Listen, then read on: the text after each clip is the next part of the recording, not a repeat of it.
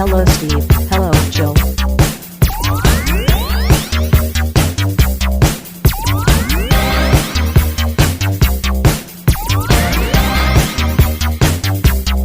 It's time to game classy. Welcome to a world of pure inebriation. Of pure inebriation. He's on the computer monitor, and the volume was down, so I couldn't hear him. Now I can. Very good. I see video. Oh, yeah. Well, that's weird. Yet again. Now it's gone. I've vanished.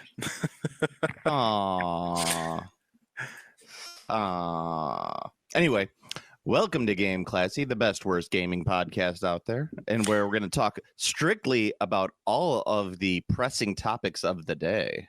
Game Classy. So I know when the news broke, everyone was immediately thinking, what do two white guys have to say about this? Steve, how do you feel about female adeptus custodes? Nothing burger. Same here. Moving on to the next topic. Anyway. All right, very good. Let's go to the next topic. We really should, but I think it's worth discussing this for people because I know that people do care about our opinions, or at least they like our opinions. They don't necessarily care about them. Go ahead. Okay. Doing this podcast too long. Both too polite. So it's something that it's funny because it's like it's such a non thing, but I've noticed something interesting. There's like you know what? My thought's kind of long. You do yours. Okay. I mean, I just wanted to do like a brief discussion on what it was at first. So they released a new Custodes Codex for Warhammer 40k. Custodes are the bodyguards of the Emperor, big guys, or I should say, big people with golden armor, and better than Space Marines. Yeah, better than Space Marines. They're better than Space Marines. Yeah. Canon. Oh, we're talking canon already. This is important because I believe that fact that I just said is an incredibly important angle to the outrage. So carry on. To the outrage. So anyway, in their latest book, they just said that there's female custodes, and everyone was like, blah! And then Games Workshop doubled down on it and said there's always been female custodes, which is hysterical because people lost their goddamn minds. Yeah, it's very funny. Yeah, I can't tell anymore if it's like satire, if it's real. I think there's a good mix of both. I know it's in the internet culture. Satire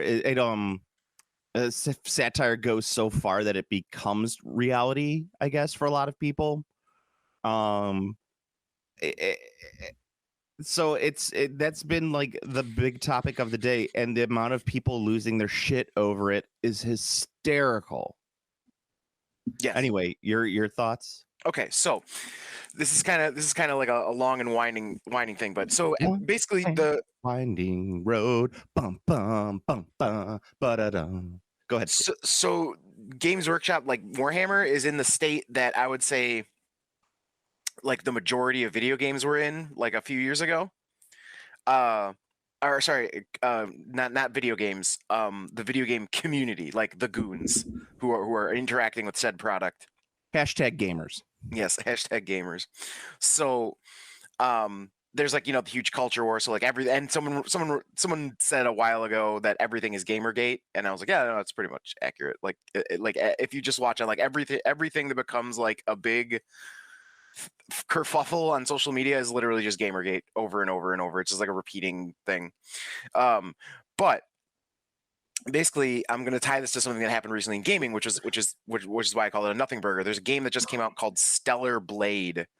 That is like a somewhat newsworthy. But anyway, so the reason Stellar Blade is newsworthy is the protagonist is an extremely attractive woman in a skin tight outfit with an ass out. So like, she's very, very sexy, like very, standard video game outfit. Right, exactly. It's super like, you know, like who cares? Like she's very sexy protagonist, great.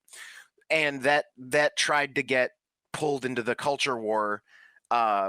Funnily enough, it really seems that this particular one is the neckbeards are the ones who are trying to push it as like a culture war thing, but it appears that the people who are more on the progressive side are just like, yeah, okay, whatever, who cares? Like, it's such a non-deal. Like no one cares. Like we already did this. Like there's not really anyone like angry about it. I see a lot of people. So here's the thing. I see a lot of people talking about how there's all these people so mad about Stellar Blade and there's a butt girl game. I see all these people talking about how girl game. Right. I see there's all these people talking about how there's all these people mad about that, but I can't really find the people who are mad, if that makes sense. Yes. Like, there's lots of people saying like, "Oh, these dudes are so pissed, ha ha ha, butt game," and then like I cannot find the ha ha ha so pissed people. That with this, the Custodes, I can tell those people. I could read a list of their names right now. Yes. So what that is, but the thing is a few years ago, this absolutely would have been like there would have been an army of people butthurt about this game online, like very many people. This would have been like a lot more of like a hot button issue, not button issue, but like a hot topic. This would have been a bigger thing because the trajectory of the quote unquote the discourse has reached this level though. So Stellar Blade comes out as kind of a nothing burger. So the next time a super sexy hot game comes out, probably no one will say anything about it. Like no one will care. It'll be moved past that point. It'd be like talking about a movie with a sex scene. Like who would point out that like who would get up in arms about a movie that has a sex scene? You know what I mean? Zoomers, like, apparently. I don't know if you've been reading the news. Well, that's what I'm saying. It's so common, but it's the cycle. So Warhammer is at peak neckbeard outrage level. Neckbeard. So that's the current. It's not a trajectory. It's just like it's the oscillating waves of like neckbeards versus, I don't know, femoids. I guess I'll call femoids. I'll call because that's what they call everyone else is a femoid. Oh, is that okay? I think I might be wrong. So if your finger is usually on the pulse. Yes, yeah. I mean, well, it's on the pulse of my very niche area of the internet. I'm sorry if people can hear me coughing. I just got a new vape pen and it hits very, very hard. So I apologize. Like I have to be super careful with it. That I was just over here like in tears because I was just like, oh my god, too much. But anyway, got cooked. I did. I'm like a child here.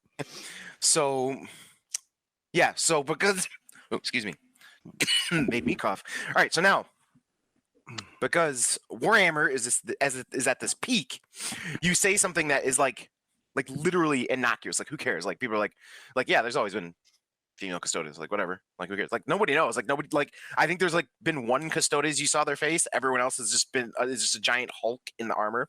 But there's another factor at play here, which is what I mentioned earlier. There's like it's non-disputed, like the custodes are the ultimate badasses. Like they are like outside of like a Space Marine Primarch level, like they're the best. Like you cannot, like a regular Space Marine is essentially like a guardsman to custodes. That's a good point. That's a good accurate point. Yes. So I think that fact has compounded the nerd rage. So they're upset that their boys can get beat by a girl. Right. I think that's a huge aspect of it. Because remember, these are the same guys who are like, there's absolutely no possible way a woman could ever be a Space Marine. And then they list whatever made up reasons they have. And so fine. They're like, it's like, hyper masculine, like they're only dudes, great. But now if there's female custodes, even if because Games Workshop has never said there's a female Space Marine ever. Like that's the thing that's funny and weird is like I see people getting so tight about female Space Marines, and it's like it's not something that Games Workshop has ever done or ever used. Where is like it means people are getting mad about fan projects, which is hilarious. Like that's hysterical. Like you're getting that tight about a fan project. So But because of that, like background residue of people angry about the fan project, you then have when something comes out like this, where the company's like specifically like, no, there's always been female custodes. Like, fucking deal with it. Like that's how our lore is set up. It's like I'll get a little bit more into that when you're finished with your point. And so then they're like, oh well, now this is obviously like this is the end because like now my my thing that is sacrosanct has been violated. Essentially, is what they're going with, which is it's it's funny. It's like I don't know, dude. Like fucking just have fun. Shut up. Yeah. There's so much to unpack with it because, all right, because this is why it's such a fun topic for someone like me who literally has no skin in the game. As I say, I don't play 40K. I do play, they are in 30K, so hypothetically it is tangential to something I play. Mhm. But the other thing is it's nothing that I really care about. Like if they said like, yeah, we have female custodies, and I'd be like, huh, that's great. Moving on. And I think that's the way that like 90% of the people out there are. That's exactly what I said. I was like, okay, that's cool. Yeah. I think a good chunk of people, though, I mean, like, I've seen people who I know, and I wouldn't say I respect, but I do respect them. I mean, as friends that are just like, but it goes against all of the lore. And I'm just like, have you read any of the books that Games Workshop puts out? They are trash. Like, they contradict their lore on a page by page basis. Right. Like you just ignore that because it's cool. Yeah. You ignore that. You ignore it when you like it.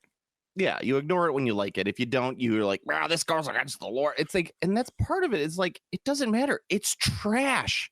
It's literal trash fiction. Like, and don't get me wrong, I love science fiction and fantasy. I read what people consider to be the great science fiction and fantasy. And guess what? There are people who say that even the best science fiction and fantasy are trash in comparison. I mean, there are legit people out there who say Lord of the Rings is a terrible trash book. And in some ways they're correct. Tolkien was not a great writer, but and I say that in terms of writing like a narrative that people can understand, not necessarily his prose. His prose is beautiful. Yeah, but I mean his no one is good at all aspects of this stuff. And well, there are people who are good at all aspects of the stuff, and you're usually the people that that we're talking about 300 years later.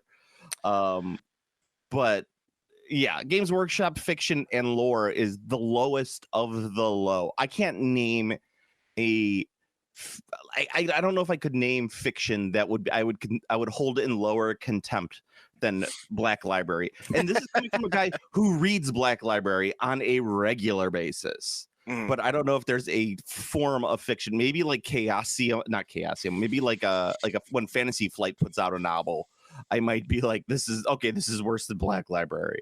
But there's very few things that are worse than Black Library lore in quotation marks. Right. Yeah. I mean, it's literally all popcorn entertainment.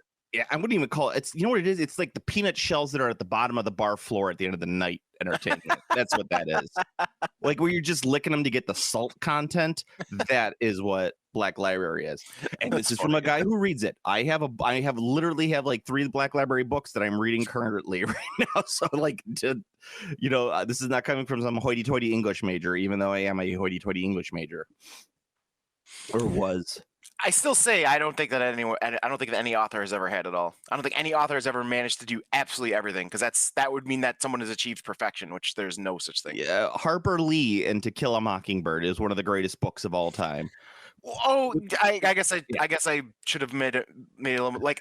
I mean the whole package. Like Tolkien made a fucking universe. Like obviously he aped a lot of stuff from Norse mythology, but like he made fucking languages. He essentially created a genre. I could name off like a half dozen authors off the top of my head who I think have created perfect books. Well, no, I mean like genres, not perfect books. I mean, like a genre writer. Yeah, there's not. I don't think that there's a genre writer out there who is really. I think Tolkien might be the closest when it comes to like true prose. But I mean, there's some good stuff. I'd have to like really dig into it because I love Asimov, I love Bradbury, I love Clark. But all of them all have like major flaws in their writing. Mm-hmm. But and some of their books are not very well thought out. Like they're fun and they were well thought out for like the 1960s, but you know, we're in 2024. We are the future. So, and I'll tell you, like some of the newer shit out there, like don't come at me saying like John Scalzi or I can't think of the person, like the Three Body Problem, a horrible fucking book. I know people like the show, but the book is terrible. And people are like, what? I'm like, no, it's bad. It's a bad book. But anyway, continue, Steve. Yeah, no, so that's it. So basically it's hyper exacerbated the issue because now they've like, you've got the thing where it's like Space Marines are, you know, the best and they're all only dudes. Now there's the thing that's better than Space Marines that we will admit is better than Space Marines because they're cooler dudes. But now that they're not all dudes, it's an issue. It's a hot button issue. I mean, and there's so many fun ways that you could look at it too. It's not necessarily, it doesn't have to be, but every one of them is going to anger the chuds. And what I'm going to talk about is like, it doesn't have to be like they took a woman and turned her into a custodes, right? What if it's a custodes who identifies as a woman? Why not that? Like, I mean, that's the thing I point out a lot. Like by like the quote unquote rules, every Space Marine is a trans person. They're not male or female. They're a Space Marine. Yeah. Like they go through enough modifications that like they're not even considered human. Right. I would argue that they're genderless. Like they go to like, you know, null. Yeah, I could say that they're genderless more than anything. They go from gendered to genderless. Yeah, which I completely agree with, because I think that like in my head, a female custodes literally just looks like a male custodes. Like that's what the process does to them. Right. Like you just like you're like, this is a person who pretty much looks like a dude. So okay, like a real androgynous leaning towards mask side. Yeah, it's like the Emperor removes like pretty much gives people enough drugs that their wiener shrink to nothing. Like you think he's not going to do something about female breasts? Like you think that he's going to give them like boob armor? No, he's not going to give them boob armor. Like he's going to make their boobs disappear in the process. Exactly. He's going to make their boobs go away. Like that's the exact kind of thing I'm talking about. Like they're all a unique non-gendered thing, and that's chuds will get upset about that because they're like, well, I don't want trans people in my Space Marine, you know, like that argument. And then there's also the flip side of that where it's like, but I can't masturbate to that. Right, exactly. Yeah, yes you can. Yes, you can. Yeah, you are weak. You can do it if you were stronger. Hey, look at Mr. Hugh Hefner over here. Can't masturbate to this. He's better than me.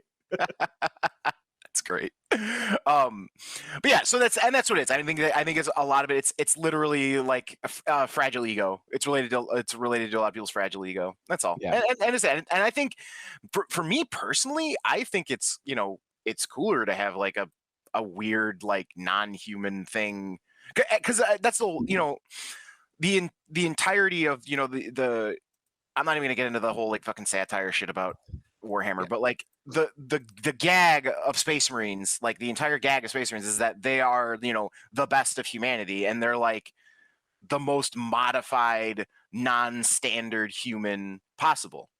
And it's like that makes sense, that the best of humanity is essentially, you know, a non-basic human.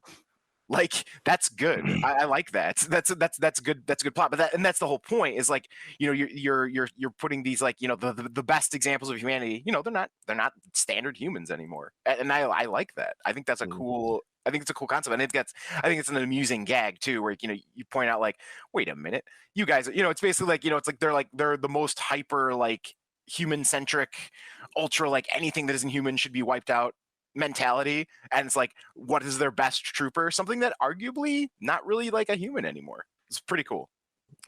And there's like so much funny stuff too, like the people who are like, and you know, for all the other chuds out there who are bitching and moaning, there are the people who are like, there are people who are yelling at them online just saying like, chill the fuck out, dude, right? But they also get mad when like the people who really like that they're female custodians talk about muscle mommies. They're like, please don't make muscle mommy jokes. And I'm like, no, We're gonna make muscle mommy jokes, which I like those people because they're the degenerates who are going to masturbate over everything, which is fun. But they're also doing it to get a rise out of the people who are like, "Can we all just get along?" The radical centrists. Yes. Yeah. No. I mean, that's the other thing too. Like a big part of this is like, yeah. No. It's like I hate that everything is tied. Like everything has to be tied to politics. Everything. Oh, exactly. Like this. Here's a post that I found on the Legio Custodes Talons of the Emperor's page 30K 40K. This guy, I'm not going to give his name, but after they posted the Warhammer is for everyone thing, which is kind of should become the Onions. We can't do anything about the why does this happen? It's can't do anything about this. It says only country where thing happens. Yes, it's like that. They should bring out the Warhammer is for everyone thing like every year just to remind people this. I'm not gonna say this guy's name, but this is what he says. He goes, "Here's a fact that might blow your mind. Caring about the quality of the writing for a universe you like doesn't make you a hateful bigot. Just because every faction in the fictional universe doesn't contain members of every minority or demographic imaginable, it doesn't make the story exclusionary." Like radical centrist right there. You know why? You could tell that he is a radical centrist is because he uses the term minority or demographic. Yes. He specifically uses the word minority. I need people to understand. Like, I need real humans to understand that real people don't talk like that. Like a real person, like should not be speaking in that manner. Like that's not make any sense. Like that's like you're like a replica of like an angry news show host at that point. Like those are the people who use those kind of words. Like, calm down. Yeah, there's but this isn't about a minority. This is about another sex, which means right, exactly. Like, there are actually more women in the world than men. So like, there's that's not a minority. You were placing them in terms of a minority in your brain. Right, you've showed your hand. You've shown your hand. Here's another one. You realize most of us are not complaining. Spelled wrong. Because women. You realize most of us are not complaining because women.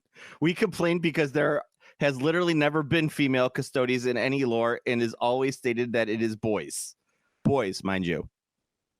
There's plenty of other factions that have female representation of already. There was only 2/3 faction that were all male: Astartes, Chaos Space Marines, and Custodian Guard, ignoring SOS, Sisters of Silence. 2/3 out of 19 plus, if you soup WEDGTS, etc. into one faction, there are already loads of badass female characters without forcing it into a faction that shouldn't have female characters. Like, it's so funny. It's so funny. I don't know. Like, dude, so then just pretend your little dudes in armor are only dudes. Like, yeah, it's like they're your toys. You can no one is forcing you to have girls in your army. Yeah, they're just toys. You can say whatever you want. You could also even be like, yeah, I mean, I know there's female custodes, but they're not in my army. Yeah, it's fine. There's just none happen to be none in this. Yeah, hashtag my custodes. Hashtag my custodes. I mean, it's just like, it's so dumb. I don't know, but I think that there's a level of entertainment I'm getting out of this more than most, where I'm just like, okay, let's do this for a week and then we'll be done with it. But it's still kind of going on a little strong. So, and I also really like that people talk about how this is going to kill Games Workshop because going woke makes you broke, apparently. Well, look what's going on with Star Wars and Disney. I'm like, Disney's making more money than ever. Like, you don't like that. Trust me, going woke hasn't hurt Disney at all. Yeah, they make so much money. Also, the new thing is it's not woke anymore. It's DEI. Whatever, but I'm talking to the people in a simple term. Oh no, I'm saying that's the new buzzword. They're using DEI now. What's DEI stand for? DEI is diversity, equity, and inclusion. Oh. And that's now being used instead of woke. You now say that instead of something is woke. You now say, ugh, this is DEI. Yeah. trust me, all of those companies that you think are being affected by that, it doesn't matter. Like when Budweiser, like they got mad about having like a trans spokesperson, like, oh, this is gonna kill Budweiser. Budweiser was already being killed. They're in a beer market that they haven't evolved yet into. Well, actually, they've done pretty well because they got bought out by, I think, a German or Dutch consortium or whatever. It doesn't matter because basically they're trading off of their name at this point. It has nothing to do with the quality of their product. The quality of their product has always sucked, which is the reason why most people who are in, a DEI status doesn't even drink fucking Budweiser because it's terrible and there's better alcoholic content beverages out there. Tough man can't breathe. Oh no. Oh no. Exactly. But anyway, let's leave it at the fact that we think we're perfectly okay with female custodians and we really don't care because it's for something we don't care about anyway. Yeah, I don't know. I mean, even if I care passionately about it, I'd be like, okay, fine. Like it's like I don't care that they're there or not. Like that's the thing. Like I don't know. If you cared passionately about it, you'd probably have one thing or another. But how can you care passionately about Warhammer 40K? Well, that's what I mean. Like you can care about it, I don't know. but it's the passion that bothers me. Yeah, I guess I don't know. Yes, I'm not that tight about my toys. Yeah, I mean, like I there are things that I'm passionate about, but I think I'm passionate about a lot of things. It's the Italian blood in me, Steve. I see. I thought it was all the rigatoni. It's all that rigatoni. It's the gabagoo.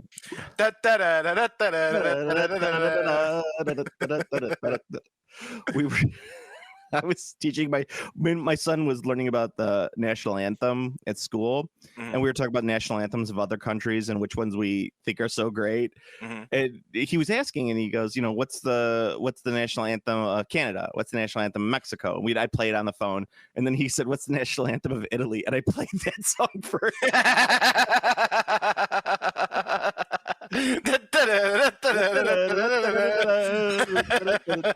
That's awesome. That's so good. Fantastic. Fantastic work. It's fantastic. Yeah, exactly.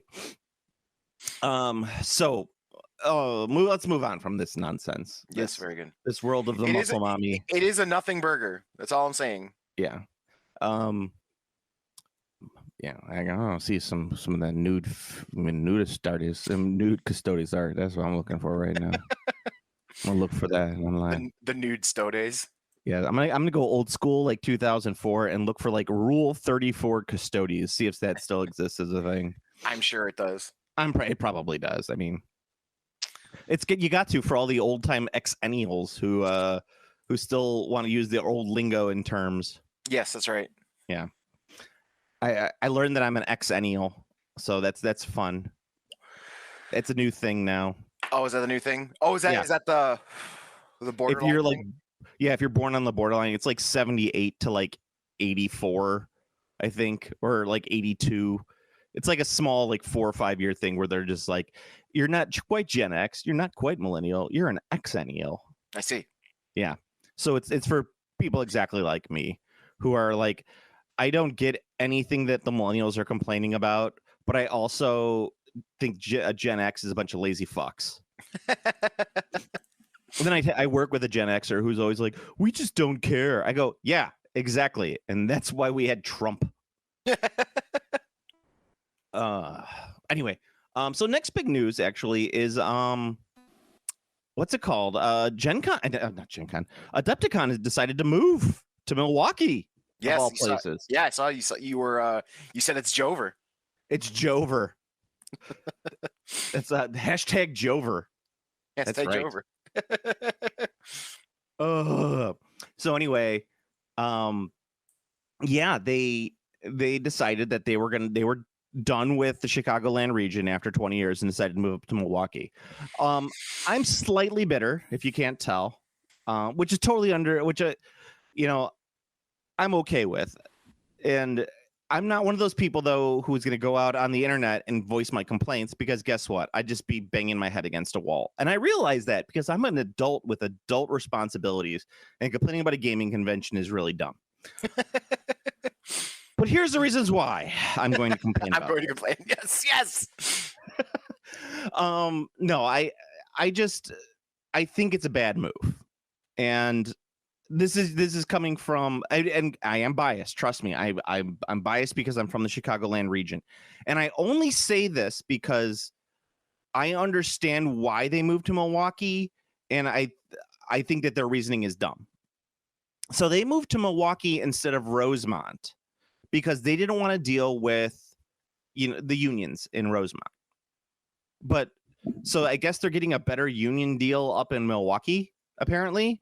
So that's kind of that's not a written in stone thing. I don't know that for absolute sure, but I have talked to people who they've complained about the unions before. So that kind of makes it a little shitty, is that if you're trying to get around organized labor, that always kind of irks me a little bit. Then again, I play Games Workshop games, which is completely against organized labor. No GW union, right, Steve? Yeah, I mean, do they need unions in the UK? Do they have? I thought they just had that shit standard. They do have unions in the UK. But yes, they're much better than we are. As I always say, it's like when people are like weirded out by European politics, like when that kind of slightly right wing party took power in Italy. Everyone was like all up in arms, like, oh my God, they're like a fascist right wing party in Italy. They're like U.S. Democrat, yeah. I'm like, you guys they're don't slightly left of U.S. Democrats. Yeah. They're like, maybe we should work for more than 20 hours a week is what they're saying. Mamma mia. It's like that's what they're kind of like maybe we should pay more than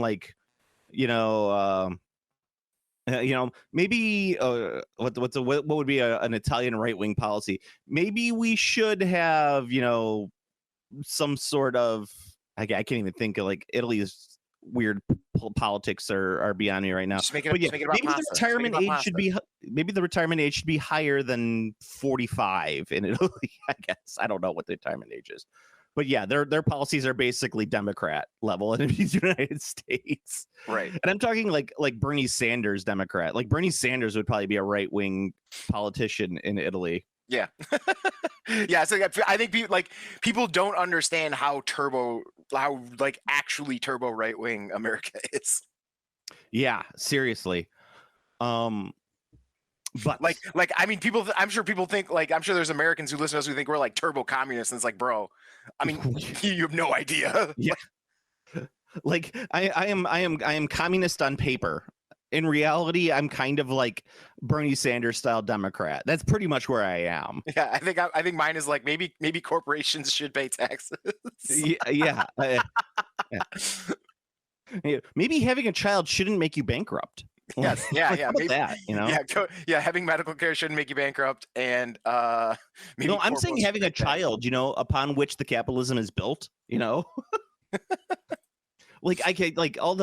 capitalism as a whole is based on consumption. When there's not enough people to consume to make line go up, what we do, Steve, fire the little guys.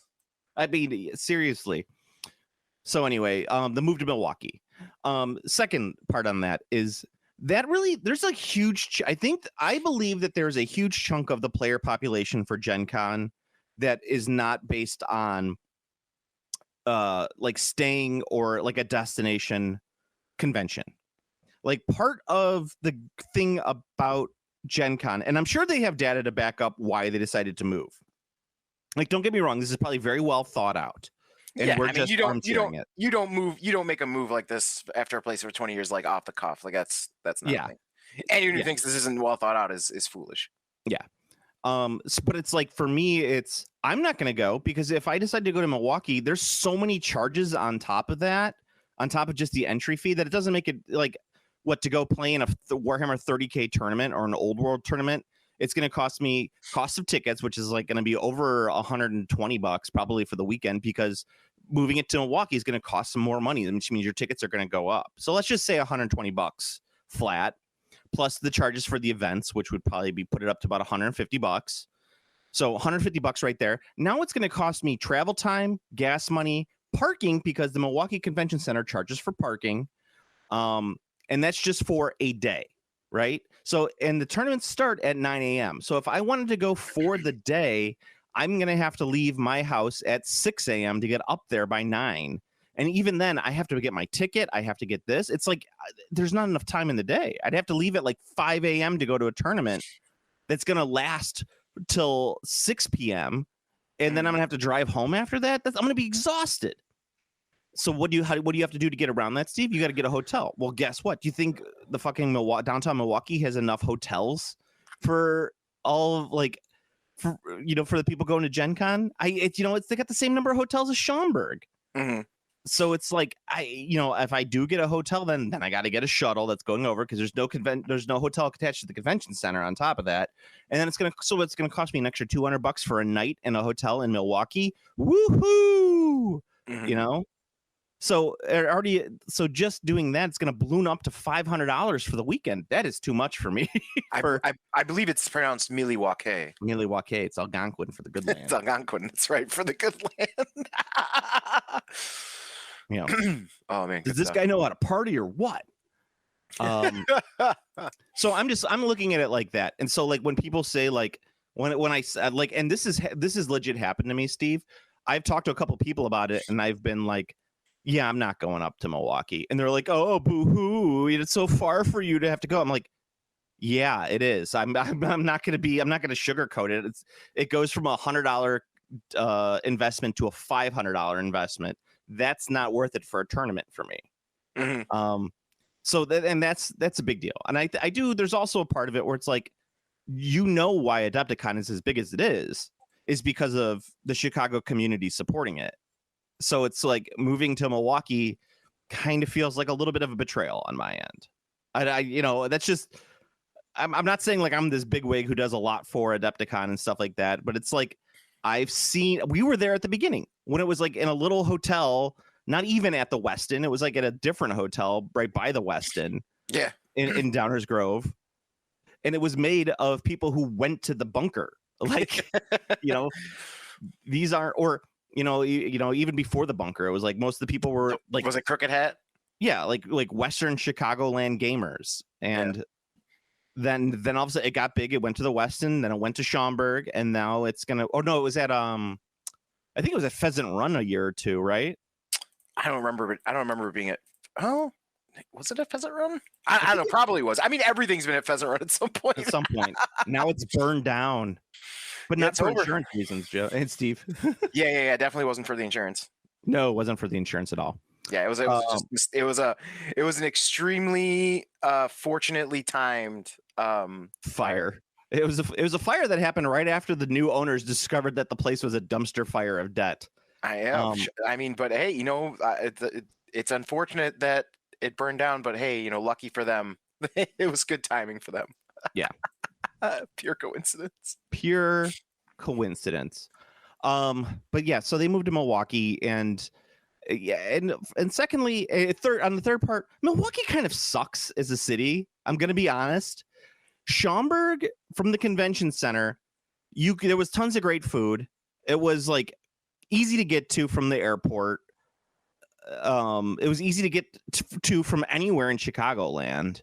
I mean, it was right next to 90 and 355. So it's like the two major expressways for people who don't know. So people could get there from anywhere and basically the Chicagoland area. It's even easy to get to from Indiana. It's easy to get to from Wisconsin. So it was like a really good location. It just happened to have really shitty parking, and there was not a convention space big enough. But guess what? Literally like 10 miles from there was a convention center that could have held it and had more hotels. And, it maybe not have great food, but it had decent food around there. Mm-hmm. And they chose to go to Milwaukee. So I think that this first year at Milwaukee is going to kind of be a bit of a downer for a lot of people. I know there are people who are going to go. There's going to be two types of people who are going to make or break it next year, Steve. The one are the people who are just going to stay home. Like there's Chicagoland gamers. There's going to be a chunk of them, maybe not all of them. So let's say out of the 8,000 people who attended, 6,000 of them were Chicagoland people. And when I say Chicagoland, I mean like relatively state of Illinois around, Wisconsin, Indiana, those type, right? Like a 3-state radius. Yeah. Like those people might stay home. Like the people in Indiana now are like, well, it's going to be another 2-hour drive on top of it, and I'm just going to stay home. And then there's people from Chicago who are like me, who are lazy, going, nah, I ain't gonna drive up that way. And then So you're gonna pick up the Wisconsin guys though, because there's a lot of Wisconsin guys who were probably like, well, I'm sure everyone just came out to Adepticon. Yeah, I don't know. I think minis gamers are crazy. Everyone's gonna go. There's only gonna be a few people who stop going. Yeah. I mean, that there's a possibility on that one. And also there's people who are going to be smart like me, who are going to be like, no way in fuck am I going this first year. It's up in Milwaukee. This place is going to be a shit show next year. Because no one's going to have any idea how any of it works. Like, part of what makes a convention work, Steve, and this is a guy who goes to a shit ton of conventions, is that there are unwritten rules for the convention that a giant chunk of the people who attend understand and know. So, like, any convention you go to operates and works because people know how to work and how to do a convention. Yeah. So the first one's always there's gonna be like what they call them, growing pains. Yeah, like massive growing pains. So that's going to be a major issue. And then they're going to be, and that leads to the second group of people who are going to go this year, and it's going to be such a shit show that they're going to be like, it's not worth the money. I'm not going next year. Mm-hmm. So that could be a huge problem. I know, like, and also there's not that many gamers in fucking Wisconsin as opposed to anywhere else in the fucking, like, there are more gamers in Chicagoland because it is a bigger population. Like, percentage wise, there may be as many gamers, but it's not going to be numbers wise. And also, it's fucking Wisconsin. If Wisconsin was so great for gaming, Gen Con would have stayed there. I mean, that's what it comes down to. It's a Gen Con was like, you know, it's fine being up in Milwaukee, but we're going to move to a bigger city because we needed a bigger convention hall. So there we go. Anyway, yeah, so I guess I'd need to like actually like look to determine if it was like a downgrade in terms of size. I don't know. It's size wise, it'll work, but now it's like the problem is that you go to a bigger place because you're expecting to have 8,000 people.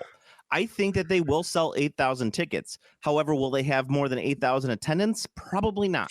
They're probably going to have. It might. My guess. Yeah. There will be more. That is my prediction. If anyone remembers, remind us what our predictions are. Yes, anybody can remind us, and we'll. I'll happily admit. It's like, oh, they did it.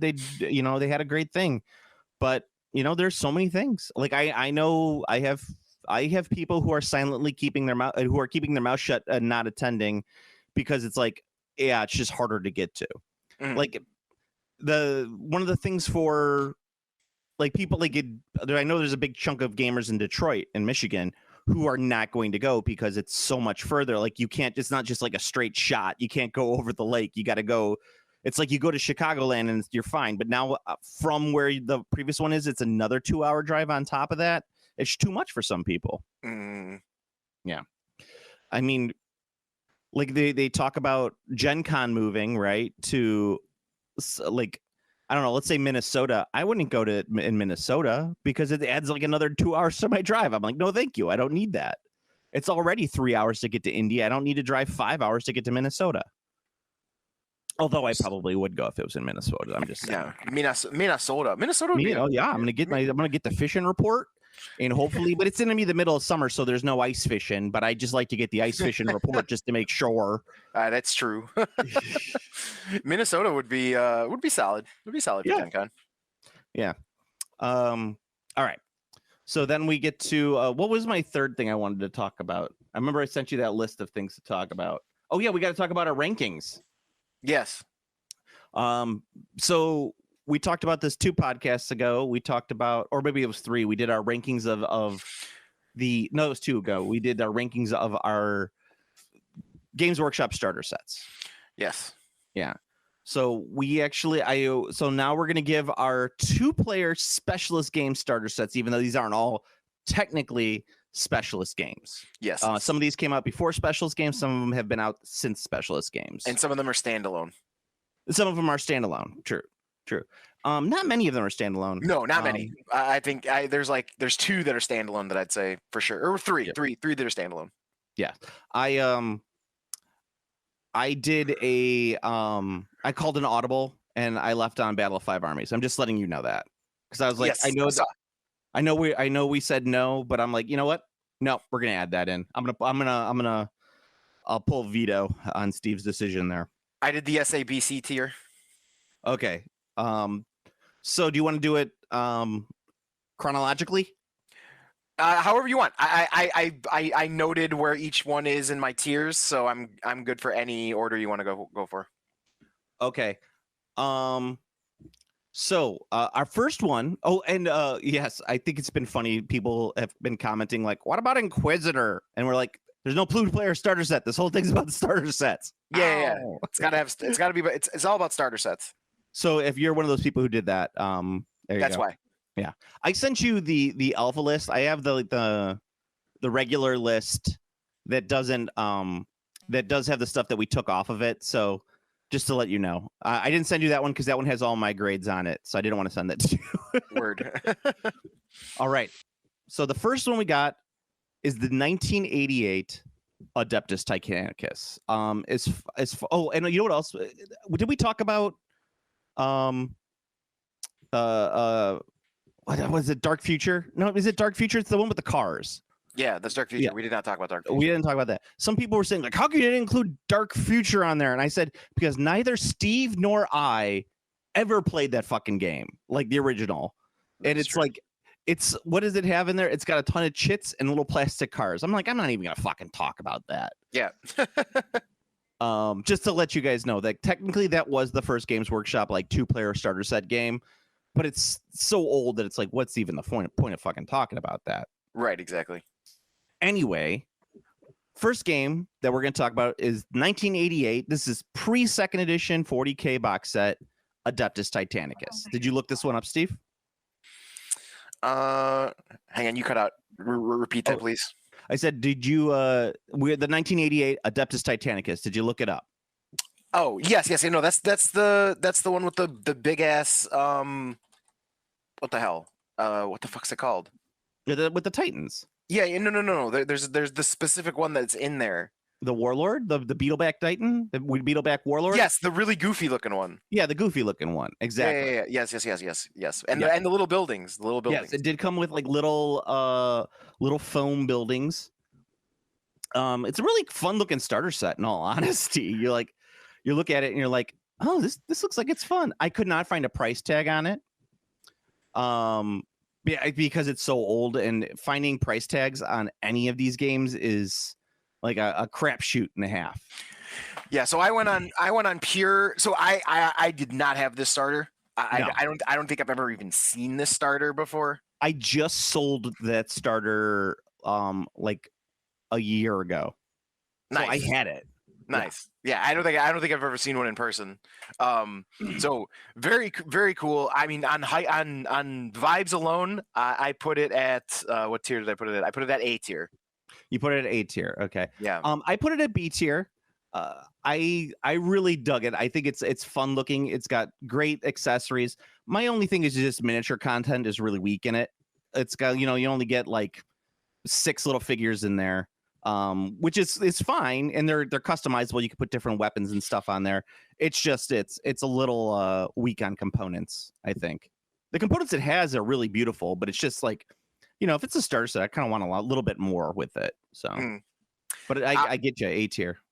Yeah, that's right. That's where I throw it. Yeah, I think it's a good spot for it. Next up, we have the second edition Blood Bowl starter. Now, Blood Bowl has had a lot of incarnations.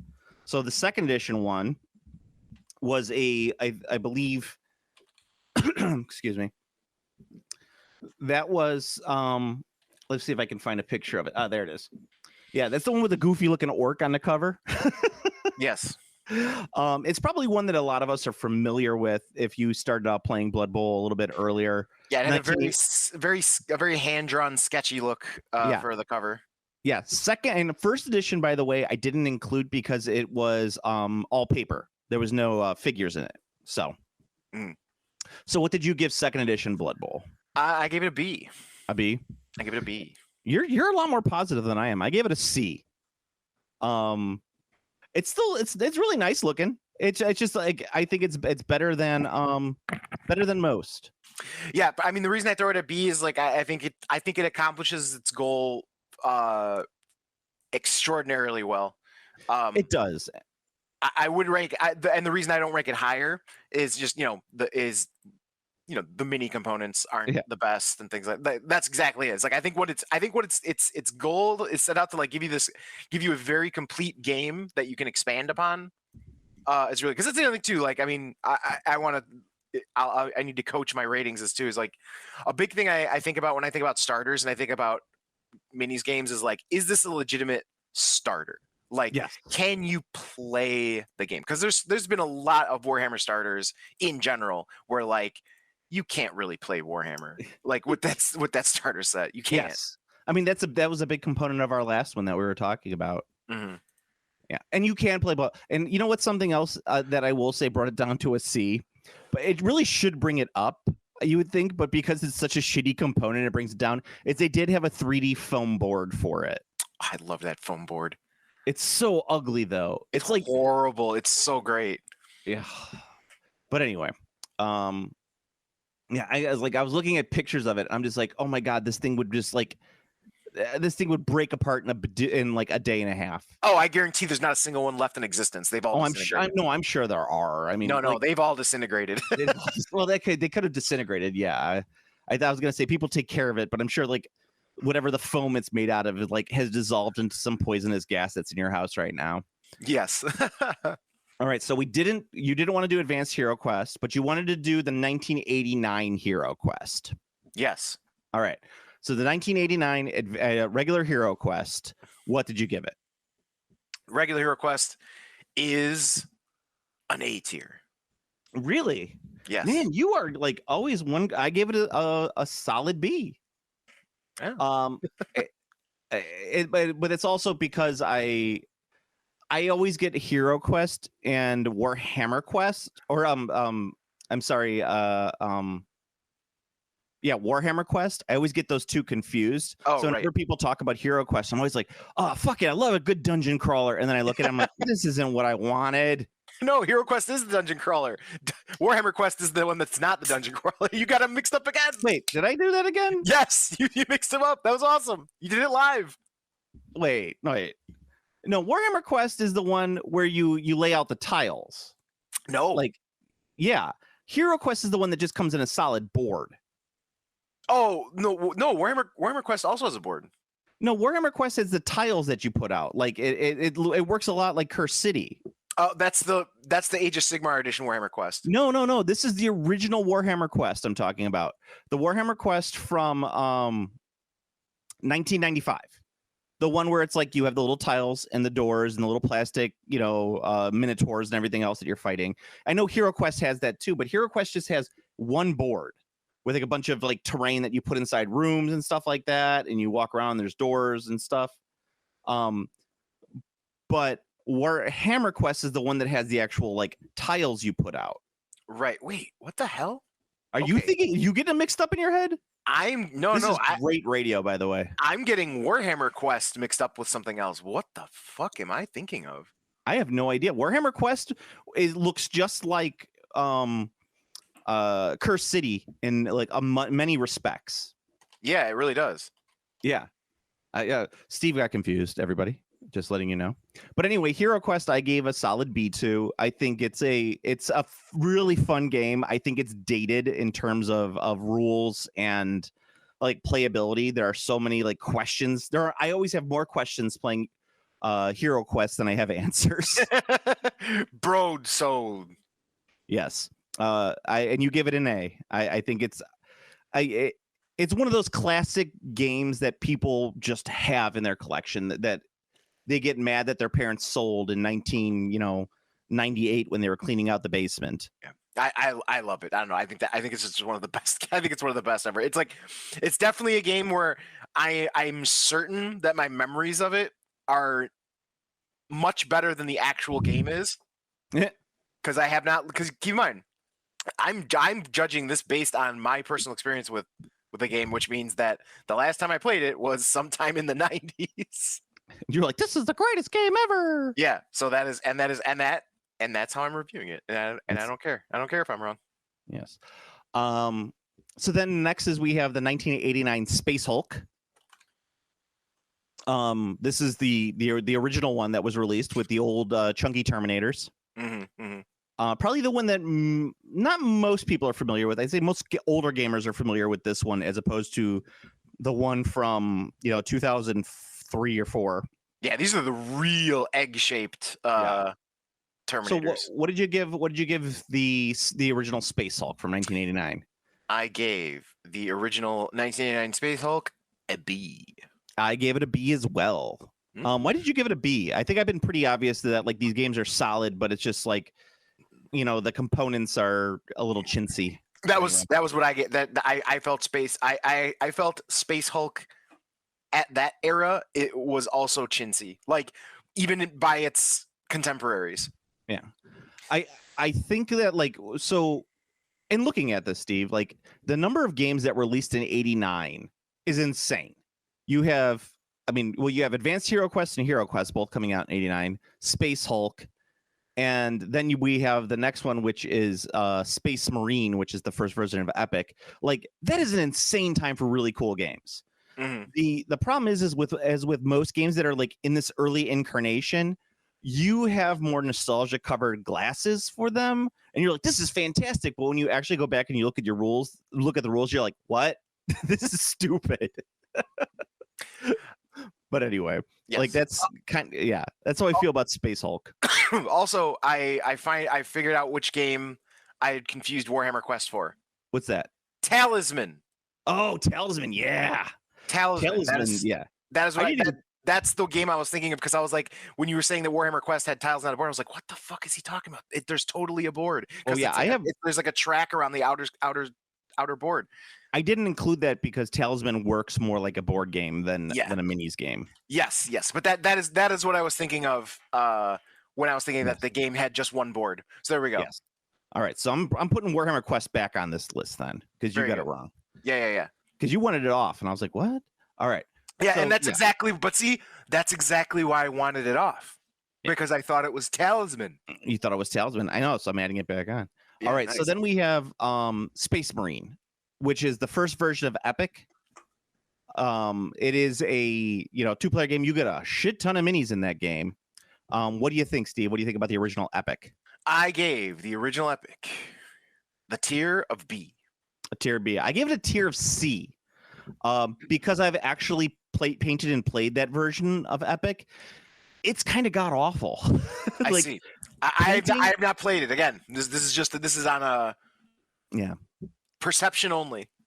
The minis are not good. They're not good, Steve. You got Rhinos, Space Marines, and Land Raiders, and all of the minis were pretty bad. They reminded me very much of like those weird 70s Parker Brothers board games that would come with like 100 soldier figures that you'd place around the board. It would be like a game that would be called like, Old Ironsides, and it would come with like 100 little tiny Revolutionary War soldiers, and you'd have to place them all over the place. And that's what the game figures remind me of. It's really kind of it's so overwhelming and fidgety for such terrible stuff that it's kind of obnoxious. All right. It's not a bad box though. It's like I could see getting that in 1989 and being super excited about it. However, I think it's like it's very overwhelming and for mediocre stuff. So I give it a C. Okay. Next up, Advanced Space Crusade, or just Space Crusade. We got rid of the Advanced. It's just Space Crusade. Yes. What do you give Space Crusade? Space Crusade, I gave a B. A B. I give it a B as well. I liked it a little bit more than I like Hero Quest, just in terms of like the look. Okay, I can see that. I mean, it does look. I mean, I like both games, but I mean, Space Crusade looks way cooler than Hero Quest. I think that's exactly it. It's like if I saw Space Crusade as a kid, I'd be like, "Fuck yes." Hero Quest, I don't know. I feel like Hero Quest, if I was born like 2 years earlier, I'd probably be like, Hero Quest, fuck yes. Because of like, I probably like have a bigger He-Man bent if I had been born 2 years earlier. But since I was born where I am, I'm very much like G.I. Joe laser guns and Transformers at the time, even though I really loved He-Man. But I like Space Battle, I'd be like, yes, this is what I'm all about. The bad guys look really cool too. Oh yeah. Yeah, look dope. Everything in there. There's the robot. The robot, yes. everything in that game kind of tickles like a part of my brain that I really like. Then we actually get to the second edition of Space Marine, which came out only 2 years later. So people complaining about fucking edition creep, like they've been doing this since the 80s. Yeah. So Space Marine second edition came out, the 91 version. This is the one that came out with the Space Marines versus Eldar versus Orcs. So what'd you think, Steve? I gave that one an A. I did as well, an A. It's just way better components than the previous one. Yep, I moved it exactly up 1 tier. Amazing. I mean, I loved the diversity of the factions they included in the box set. The buildings are dope.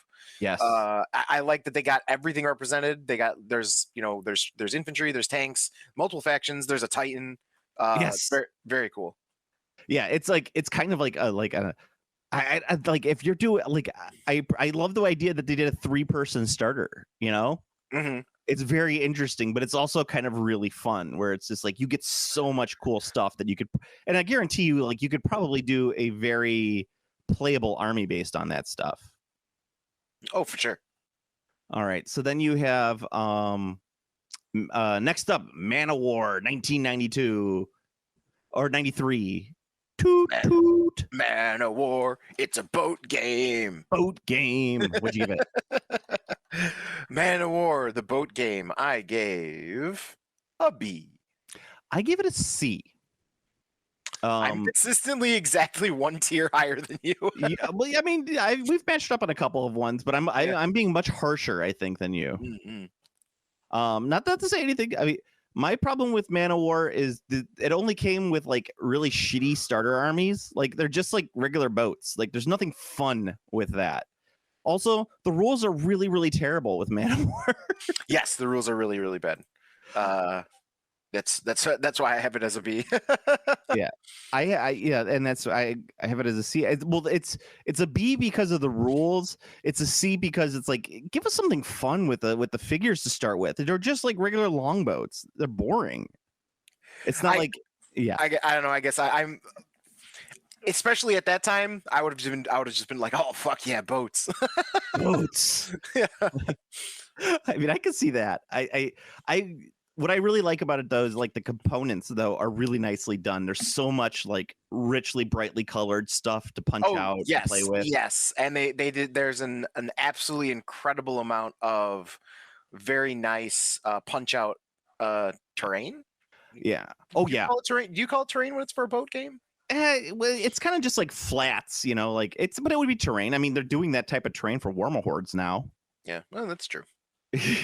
So that's like, yeah, one thing I can say about all of these early Warhammer games that we're gonna be talking about is the component coloring scheme for like the chits and the rule books and artwork. It's so bright and beautiful. Like, why can't stuff be bright and pretty like that anymore? Oh yeah, the colors are super bright. Yeah, it's fun looking. Like it really like it does something when you look at it. Like there's got to be some sort of psychological effect when you see like that font from the 90s in that red color. It has to do something to your brain. The yellow and red. Yeah, the yellow and red, it like turns you orcish. You know, it's like, oh, that's a good game, these. I like it. Next up, we have the 3rd edition of Blood Bowl. This is probably the one most people are familiar with, the 94 one. Came with humans versus orcs, the cardboard, the classic cardboard board that you play on. Nothing super fancy. I think it came with a whippy stick. But yeah, this is the classic Blood Bowl edition, 3rd edition, 1994. Blood Bowl didn't come with a whippy stick. It came with the weird translucent ruler. Oh yeah, that's right. Yeah. So you could see the grid. That's correct. Yes. So you see the grid, the gridiron. Always a magic. Oh my god. All right. So what did you give the 94 Blood Bowl? A B. A B. I gave it an A. Oh. Why'd you give it a B? So very specifically, I didn't think it was enough of a jump between the previous edition. Oh, see, I don't know. It's like I feel like the use of the board, moving away from like the foam board to this board. I think that the figures were diverse enough that it looks really cool. Like, I mean, they're not the best. I've painted so many sets of the 94 Blood Bowl for the bunker that I was like, I'm done painting these forever. But Morgan Thorg. Yeah, yeah. But yeah, I could see where you're coming from. It's pretty much similar, but I think it's like just for the classic factor, the classicness factor of this edition, I give it an A. And the rules are solid. Those rules lasted from 94 to like, I don't know, whenever the next edition was, like 2016. Yeah, that's like true. that's 20 years almost. No, you're right. Necromunda First Edition is the next one, 1995. Goliath versus was it Esh? No, it was Goliath versus Orlox. I gave that bad boy a B tier score. Really? I gave it an A. See, now we're switching. Hmm. Why'd you give it a B? I don't know. Because the Goliath's muscles made you intimidated? They weren't overly muscled Goliaths. They weren't muscled enough. They weren't muscled. Oh, I can see that. All right. They weren't muscled enough. No, I didn't like. So it's really bitchy and picky, but like I didn't like that the figures be bitchy and picky. I didn't like the figures were so samey in a game where the figures are supposed to be more unique. Okay. You know what? That is a good criticism. I give it an A because I absolutely love the cardboard components. The Hive is dope. The Hive is so dope. Yes. That is a fact. The Hive is the best thing in the box, and it's not close. It's very cool. Yes, and you're right. It is the best thing in the box. The figures are decent, but they are mediocrely decent. I don't know if that's like a thing. Like it's like they're the upper middle class of decent. They're real okay. They're real okay. They're real figs. That's like how I say whenever something hits that like valley of like where it's like you don't want to say it's bad, but you don't want to say it's good, but even saying it's like medium isn't right. I say that's real okay. It was real okay. Yeah, I'm like that's real okay. Now we come to the Epic 40,000 box set, which is technically considered, I believe, like third edition of Epic. It's always really referred to hard as to third. tell editions. So that one's always referred to as third edition. Yes. So the third edition, where Epic 40K box set came out in 1997. Space Marines versus Orcs came with like the weird plastic like building terrain. Brand new rule set with 3 mini rule books, tons of chits, weird order dice. What do you think, Steve? I believe this is my first, but S tier. S tier. Wow. All right. I gave it an A, but let's hear what boosts it from an A to an S for you, Steve. Just the level of completeness to that as like a game. So like you look at that game, you look at that back of that box, and you're just like, holy shit! Like this is a fucking massive box set. There's so much shit in there. That is like the most chock-a-block box set we've seen so far. By a mile. It is very chock-a-block. I believe that's a good word a good way of saying it.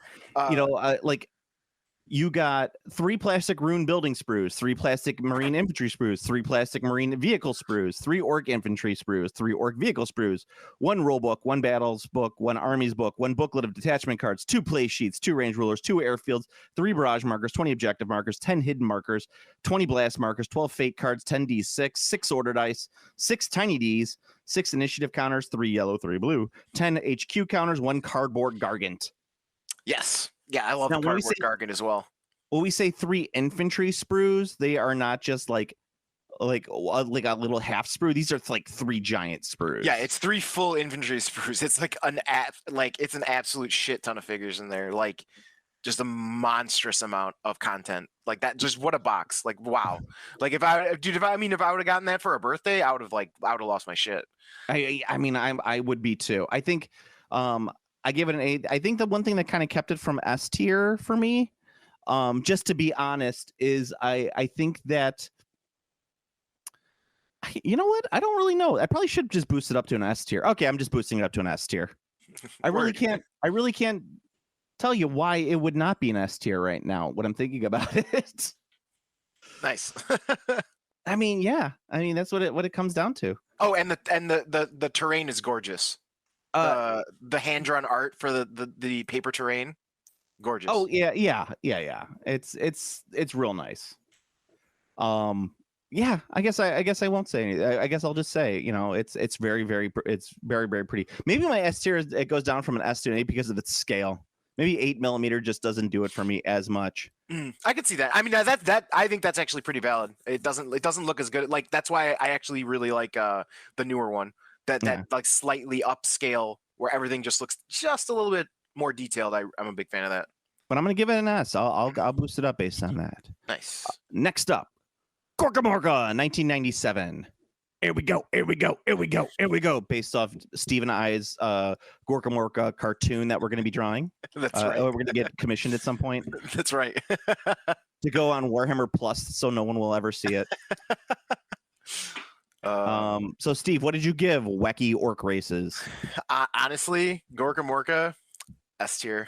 S tier, really? I gave it a B. Oh, so for me, it's S tier. I think Gorka Morka is one of the best games they've ever made. It's so stupid. Yeah. Like, I mean, the game has a rule where you can pile as many guys as you want in a vehicle.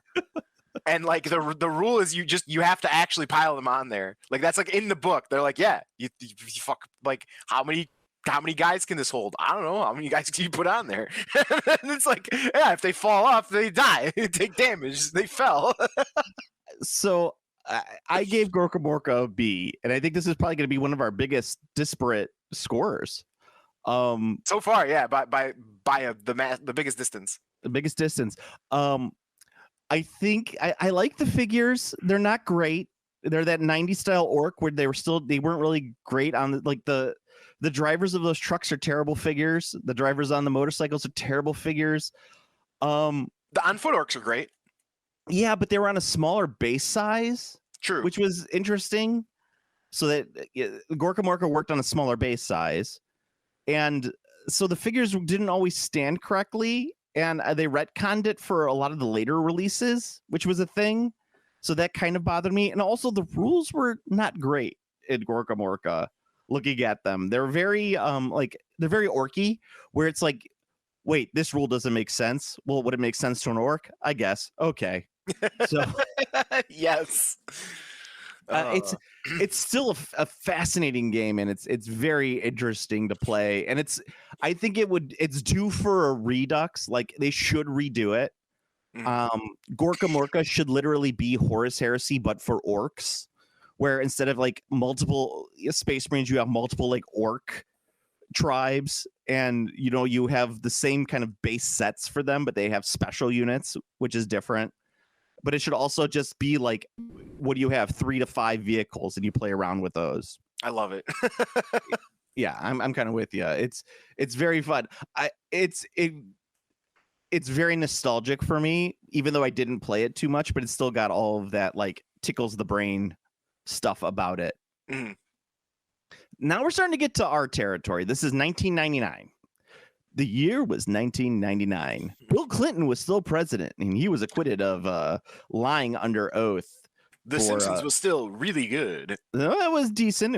We had not yet seen Armin Tanzarian. The Goo Goo Dolls were hitting the charts. America was just getting past its post-ska, post-swing dance phase. But I'm dun. That was real stupid. Remember when everyone started wearing zoot suits again for that like 3 months? What a shrill and pointless decade the 90s were. Battlefleet Gothic was released for $60 back in the day. What did you give Battlefleet Gothic? I gave Battlefleet Gothic a B. I gave Battlefleet Gothic a B as well. Nice. Go ahead. Why did you give it a B? Let's go. So Battlefleet Gothic is I think might be the I think this is the first one that I have like distinct memories of playing the starter set specifically of. So the starter set was not fun. You are correct, Steve. It was not fun. Simple as that. It was not fun. It was not a fun starter set. It's just I have no other way to describe it. It's just not a fun starter set. Yeah. I think I know why, but yeah. Do you have anything else you wanted to say about it? I mean, the ships all look the same. It looks like 10 of the same ship versus 10 of the same ship. Yeah. The It'll rules be are four versus 4 in the starter set. yeah. Oh yeah. So I oversold how many figures are actually in there. There's not that many. No. Yeah, so there's not a lot of figures. There's a whole lot of fiddly components. I want to play a minis game, not a board game, but this one is like not either. It's really weird. I don't know. It's a B. It's a B, man. The ships do look cool. Yes, I'm with you in that the rules are not that great. The starter set's not super exciting or sexy.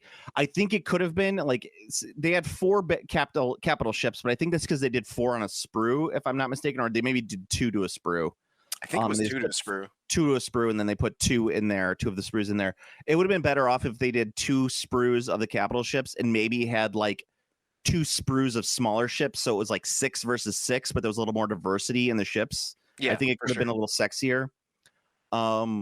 Yeah, that's about it. And then, so they released, one of the other big peeves I had about Gothic is they released all of those like punch chits for like docking ships and fighters. And then when they released the actual fighters, they were a different size than the chits. Yup. So it worked really weird in that. And plus the only like real board game components that they gave you was like a cutout of Earth or like a planet. And it was like, you could have done a couple more like asteroids or moons or shit like that, and it could have made a little difference, Mm-hmm. I just felt it was kind of like a lazy release. Yeah, no, I completely agree. Yeah, it's still sexy and fun and unique, but it was kind of lazy. Yeah. Speaking of Mordheim, what'd you give Mordheim? I gave Mordheim S tier. I figured you would. I gave it an A tier. For the exact same reasons I gave for Necromunda, so that's all I'm gonna say. Okay, and honestly, mine are the exact same reasons I gave Epic 40,000 S tier. Yeah, the amount of figures is insane. The components are insane. The rules are great. The factions are complete.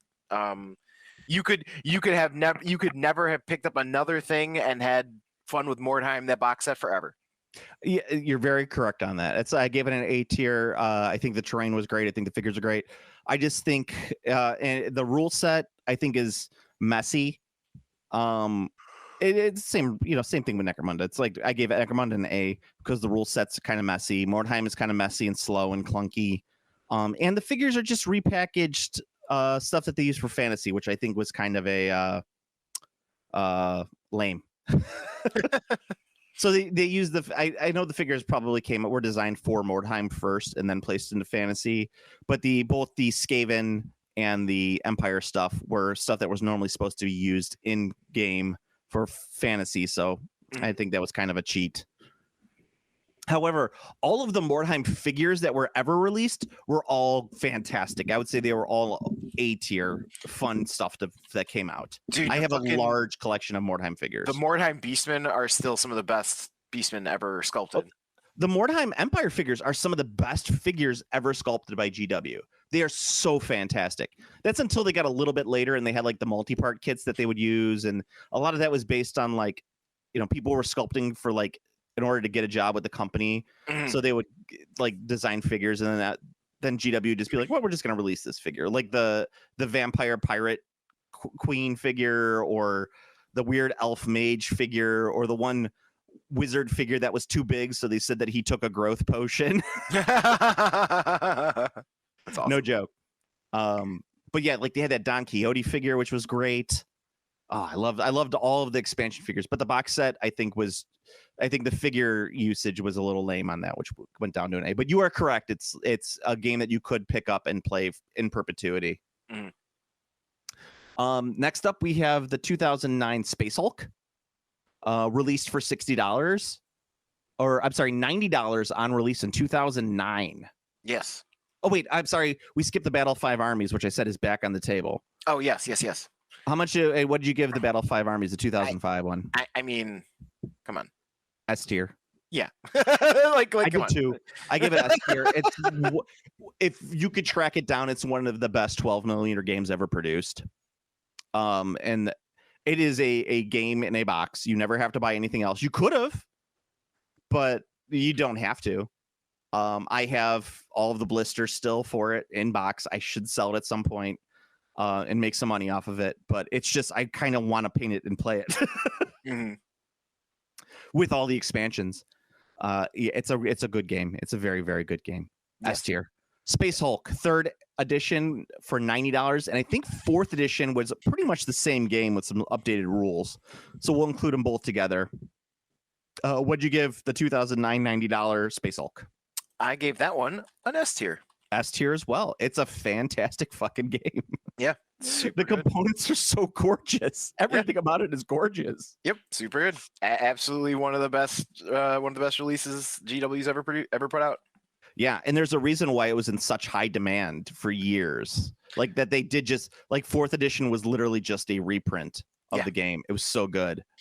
Yeah, the components are awesome. The glow effect looks great. Like every piece of it is meticulous. Like it is there was love put into that. There very much was. Every figure was unique. Yeah, which I think was another one. And when I say that, like you got like 40 figures in there, and of that, like 30 of them were Tyranids, and every one of those Gene Stealers. Well, that was like one of each, so it was like you got 2 different Gene Stealers, but it was like 15 unique sculpts. It was gorgeous. Yeah, super good. Blood Bowl 4th edition. This is the one that came out in 2016. So this is post Specialist games, if I'm not mistaken. This is like first. This is when they like a lot of the stuff, like when a lot of GW stuff got a little murky in what it was designed for. Yes. But this is the 4th edition Blood Bowl with the Empire versus Orcs. Really gorgeous set. Yep. What'd you give it? $99, by the way. I gave it a B. Gave it a B. I give it an A because it's a really fantastic rule set. It's a much better update on Blood Bowl from the 3rd edition that everyone's really used to. Yeah, no, I mean I agree. I don't know. It's really good. Overall, I think my gripe with it is that they didn't do I don't know that I don't like that they did Orcs versus Humans. I really wanted them to do something else. Okay, I could see that. It's like they've done Orcs versus Humans constantly. It's like, come on, like give us something else. Okay. So this is the first Warhammer Quest Silver Tower that was released 2016 for $150, which is very high for 2016. Yes. I know we're used to those prices now, but in 2016 that was super high. Yes. What'd you give this one? C. A C tier. Wow. Give it a C. Okay. I gave it a B. I think it's I just think it's very good update on Quest, but that was it. Oh, I forgot to put the original Warhammer Quest back on there. No, 95. We scored it, didn't we? No, we never scored it. I skipped it. Oh. It was in between Necromunda and Epic 40K. What'd you get? I gave that one an S tier. Yes, I will. Having just looked at it now, realizing my mistake with Talisman and that, yes, I agree that it is S tier. I looked at it and it looks fucking dope as shit. Yeah, it looks like Superhero Quest.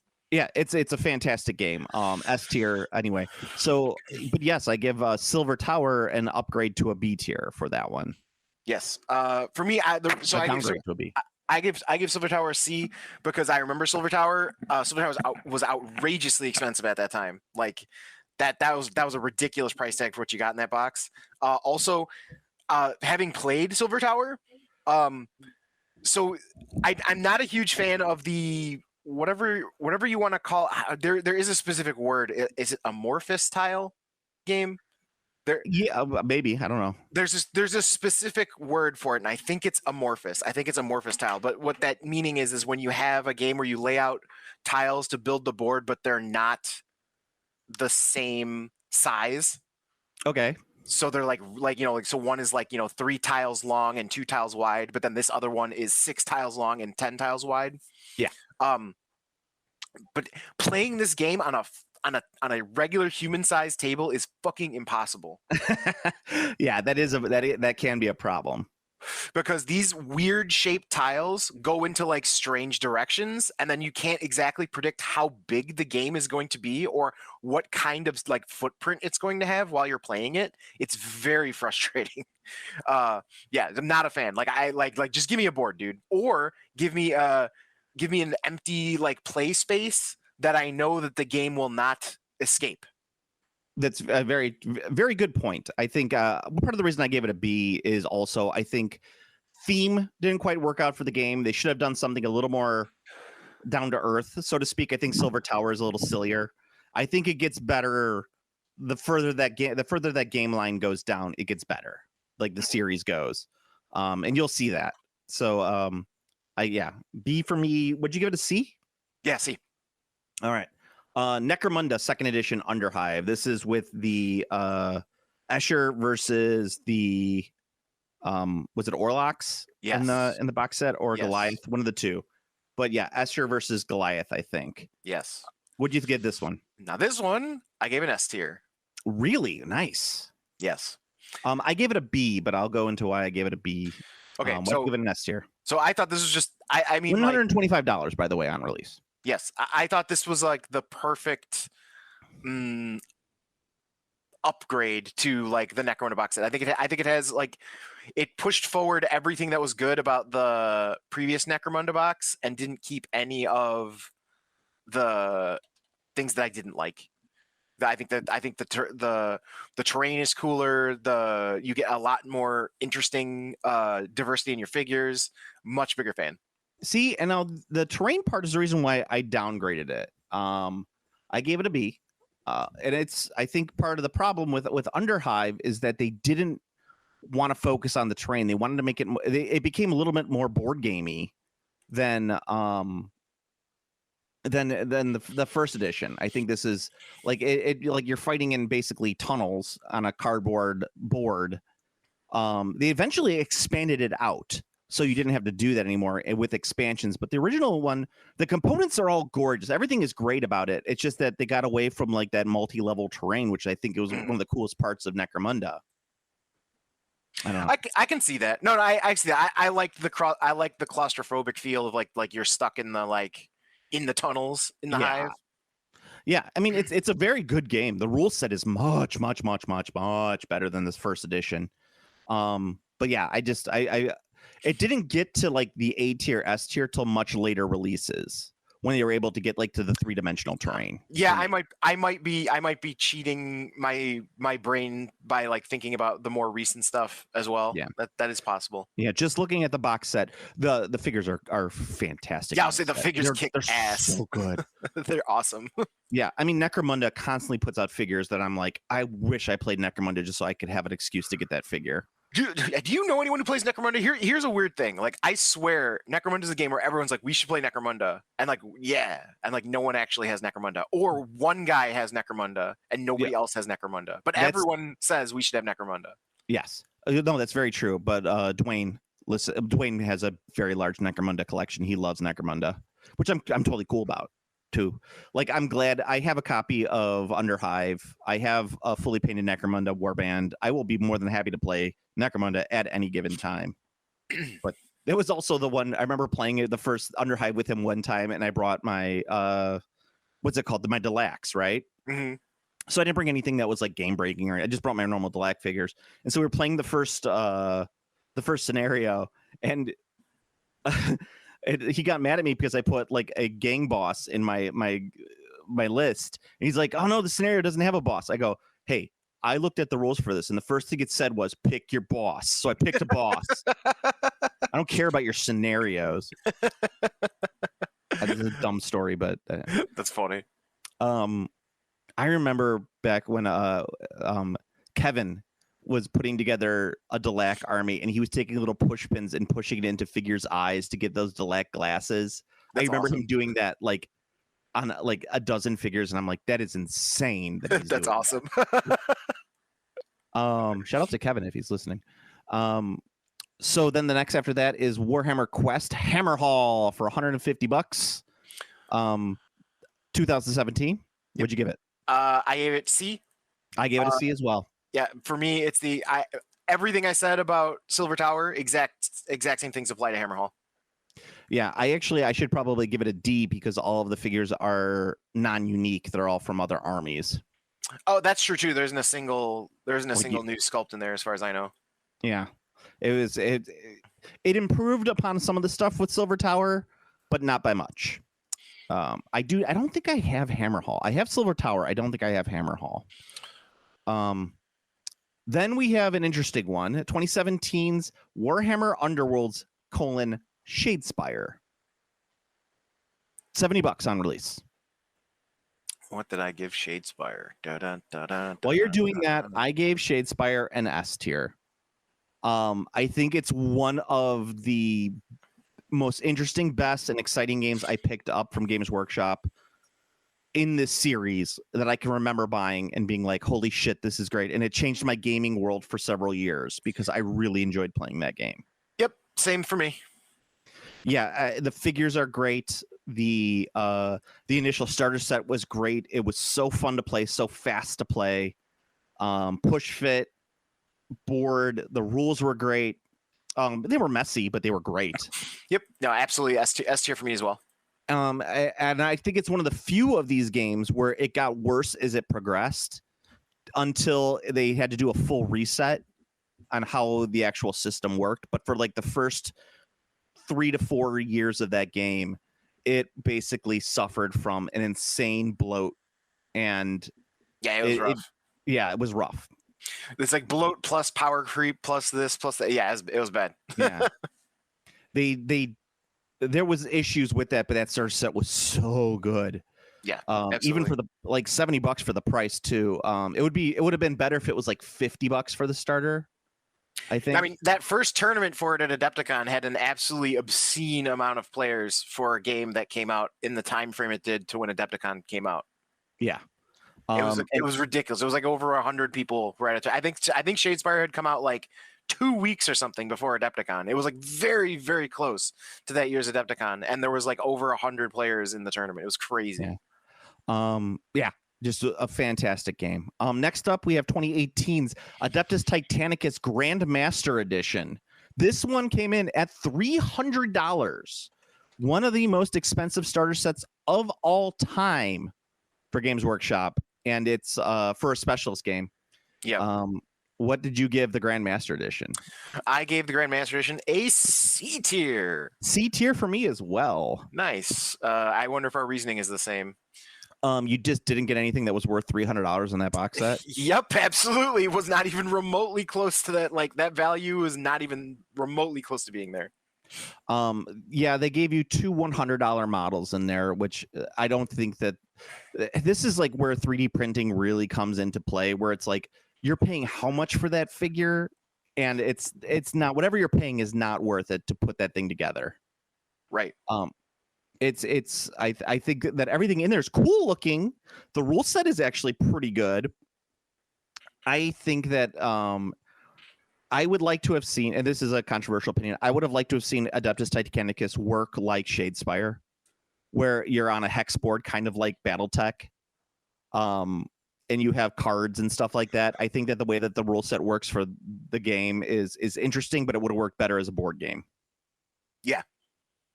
And not a $300 board game at that. And you only got like literally 2 Warlord Titans and like 3 like Knight Titans or 6 Knight Titans. It was like an obscenely less amount of figures. And then you got some plastic terrain, which wasn't even that great. What was that? That was 2019? That was 2019. Yeah. You would have been better off spending $300 on 2018. 2018, same difference. You would have been better off spending that $300 on literally any other board games in any combination you'd see fit than buying the Adeptus Titanicus $300 box. Then, actually, same year release, 2018, for $150, you get Warhammer Quest Blackstone Fortress. I gave that an A. I gave that an S tier. Oh, nice. Okay, I can see that. It's one of those games like where they nailed the way to play Warhammer Quest. Like, this game nails it for sci-fi for 40K. Mm-hmm. It's insanely fun to play. It's got a great progression system. The expansions make the game more fun, but they're not necessary. It just nails every component of what you need in a specialist game like that. Yeah, my complaint, same complaint as the other ones. I think the game is much better, so that's why I put it at A tier instead of C tier like the other games or the other quests, because I think everything else about the game is that good. But I cannot deal with that amorphous style game gameplay. I cannot deal with a game that is not going to tell me how big it's going to fucking be. Well, actually, the parts of the game do. Like, so that's what's kind of nice about it is like you know like the setup beforehand, so you can play your table around it. Okay, well And that's good. That's what Curse City does too for some of it. There are the component where you're doing the layout. If you want to play those type of games, the rules are there for that. But you also like the progression games generally have pre-made maps. Okay, well that's good. Yeah. So then we have Aeronautica Imperialis, which is the airplane zoom game. Yes.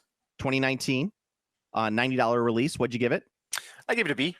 I gave it a B as well. The game is actually really fun to play. It's a fun little game. It does the job. That's exactly what it is. It does the job. I think people should, if they could find the box set for the game, they should pick it up because it is actually really, really just a fun out of the box game to play. I think the only thing that the game suffers from is the game doesn't really get fun until you get a couple more airplanes. And that's what, so like out of the box, it's a good way of learning, but I don't think it's as fun until you get like a couple expansions on that. Yeah. Yeah. And that's part of the reason why I gave it a B. And now you can't get any of it anymore because it's got discontinued, but I would say check it out if you could. Also, you can 3D print the planes and everything else with the game. Then you got 2019, $170 Warcry. What'd you give first edition of Warcry? I gave the first edition of Warcry an S tier. I did as well. I gave it an S plus. This is one of my favorite starters of all time. Nice. Yeah. It was pricey. I had $170, but goddamn, isn't this the terrain, the board, the rule set, the two figures, the two armies that you got in there. Yeah. When I played it for the first time at Gen Con, it blew my mind. I'm like, this is the game. This is my game. This is exactly the game I want to play. That's the reason I gave it S plus. Yeah, I mean, I agree. I didn't do anything at S plus tier, but yeah, I mean, I think it's phenomenal. It's for all of the things you just said, and yeah. I'd like to say that all of the Warcry starters have kind of kept that standard as well. Yeah, all of them really have. All of them have great faction choices, great sculpts, great minis, great terrain. All of them are that good. Like they are all really that good. Yeah, I didn't include second edition, which is Heart of Gur, on here for Warcry, just because it's the same exact fucking thing. It's an S plus. It's a fantastic game, great rule set. Actually, Heart of Gur balances a lot of the stuff, but it's like the exact same thing. They keep a really good standard on those. Until recently, it's going to go downhill from here because they're not doing like the big terrain starters as much anymore. They're going to be like small. They're going to be kind of like what they're doing with what's it called? I forgot to put it on here too. God damn it! What the fuck it called? Hold on. Kill team. I forgot to put the kill team. That's right. You totally did forget to put kill team. That's funny. Let's do that one right now. The kill team starter with the Krieg versus the Orc Commandos. I mean, as far as looks go, like, I mean, I didn't buy it or anything, but looks wise, it looks like an S tier to me. It looks awesome. Yeah, I'd say it's an A tier. I mean, A S tier. It's like right in the middle there. I think one of the things is I don't like the kill team rule set. I think it's unnecessarily complicated, but it's really cool. Part of the reason why I like Warcry as an S tier is because the rule set is so fucking easy. Like, it's unbelievably easy, but kill team is just a little more needlessly complicated than it should be. Yes. All right, so then we have Curse City, which was released in 2020. A tier. A tier. I gave it S tier. But yeah, I could see where A tier. It's kind of a borderline for me. Why'd you give it an A tier instead of an S tier? It's incomplete, in my opinion. Yo, really? What's incomplete about it? I think like the game is like missing something, and I think that the expansions kind of addressed it. I think that's my opinion. Like I think there was I felt like the game it was just missing something, and then when you add in the expansions, it's like, oh, okay, this is what it was missing. All right. I think the only thing that keeps like I give it an S tier, but I think my one flaw with it is I think the rules are very poorly organized in the game. It's very hard because you're like, well, what am I supposed to do here? How's this supposed to work? Yeah, it And was it's really difficult to play. Really difficult to play. And it references a rule that's in the rule book, but in a part that you wouldn't even have like expected it. So you have to like read that rule book start to finish before you even play the game. Yeah, to understand it. Yeah, it was pretty hard to play. And finally, the 2023 Legions Imperialis box set for $200. What did you give that box set? I gave it a B tier. I gave it a D tier. This is my lowest tier. This is like my failure box set on the part of Games Workshop. I'm ready to hear. I'm ready to you fire off. Your opinion is gonna be spicier than mine. It's first off, delayed release, fucked up everything with the game set. They did the faction of Space Marines versus Solar Auxilia. It gave you barely enough to play the game. Barely, like the bare minimum to play the game in an unfun way, and you charge $200 for it. Like, give me a fucking break. I would have rather it been Space Marine versus Space Marine, so I could at least combine it together to have somewhat of a fun army to play, to be and put it up and play that way. And no, I'm sorry, but $200 for what they offered was ridiculous, and it was like insulting. I did not read up enough on this. I'm lowering my grade to a D tier as well. Yeah, and the I think that Games Workshop sees that as well, which is why that game is going to be like shuffled off to Buffalo really quickly. Yeah, it was a blunder from day one of that like release that it's where it is. It's going to the research center in the Arctic. It's going to the research center in the Arctic. It's just a bad fucking the rule set is so hard to understand. It's needlessly complicated for a game that's like epic. Yeah, and every like I don't know.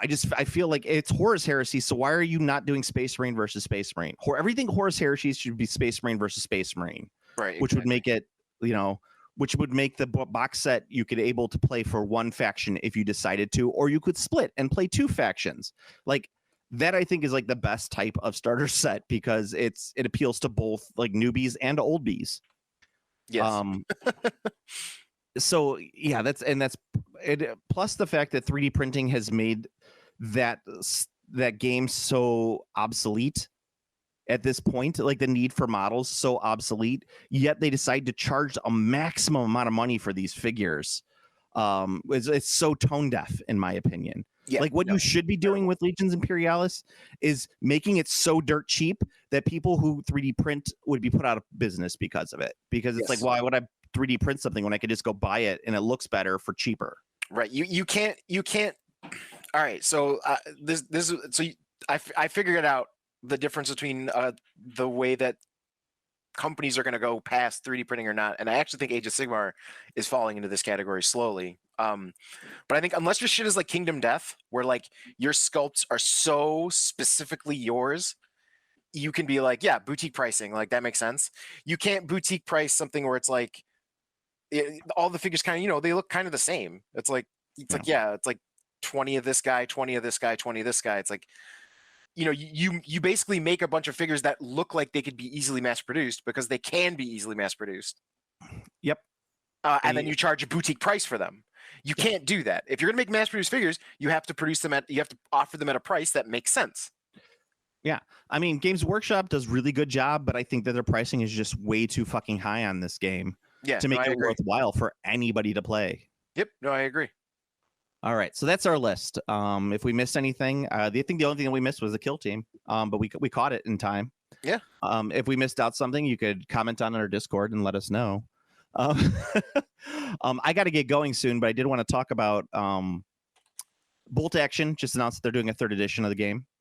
That'll be interesting. I'll take a look at it for everyone out there. I know it's weird, but it's like one of the most popcorn historical games out there that people like really like to play, so I'll give it a look and take a peek at that army. Considering the fact that the army books are technically from 1st edition, it'll be interesting to see how that works out for 3rd edition.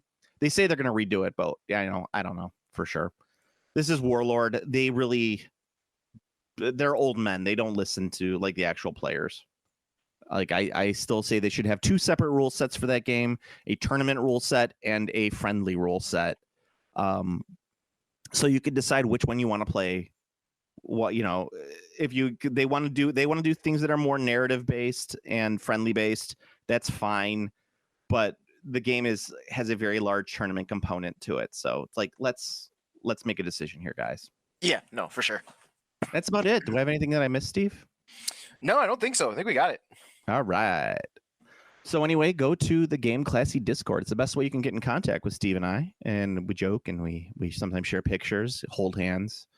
But yeah, please join our Discord. The best way you can help out the podcast is you could like, comment, and subscribe on the iTunes, and you can also like, comment, subscribe on the Twitters. Wait, not Twitters. You can also like, comment, and subscribe on the YouTubes, which we also put stuff up there. Yes. If you want to get in contact with Steve or I, you can follow me on Instagram at GameClassyJoe. You could find Steve on Blue Sky at Command Throw. Be warned, it is adult only. It gets a little blue after 9 p.m. So Steve, until next time. I don't know. I don't have a witty sign off. I didn't do anything this time. You've been slacking these last few weeks. You got to get back on the game. I know. I mean, I don't have enough good. I don't know. I don't want to reuse the same old jokes. I don't want to just be like, to me, I could pull into the bag and I could just be like, I can unsheath it just like an immaculate blade. Something I've reached for to grab from ancient history. I feel this katana, the katana guy references is forced. This is like putting female custodes in. That was exactly the point. This is DEI. It's wokeism. DEI. Later. Game Classy.